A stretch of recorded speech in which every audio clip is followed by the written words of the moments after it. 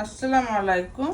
তো আমি এখানে মাছের ফিলে মাছ ভাজবো। তো এখানে মরিচ গুঁড়া, হলুদ গুঁড়া, লবণ, আদা রসুন আর হলো ডিম দিয়ে বিস্কুট কাম দিয়ে ভেজে নিব। আমার রান্নার জন্য এই যে দুধটা খুব ঘন করে জাল দিলাম, দিয়ে এই লাচ্চা সামাইটা আবার একটু হালকা করে ভেজে নিলাম।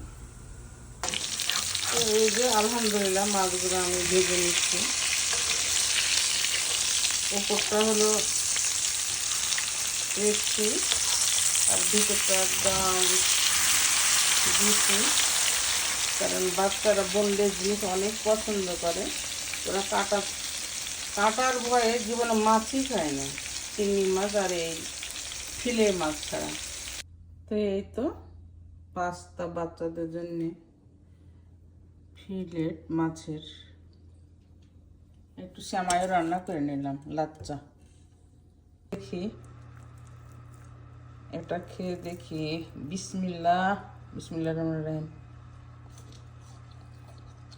খুবই মজা, অসাধারণ। এটা এমনি খেতে ইচ্ছা করছে, ভাত ছাড়া, পাস্তা ছাড়া।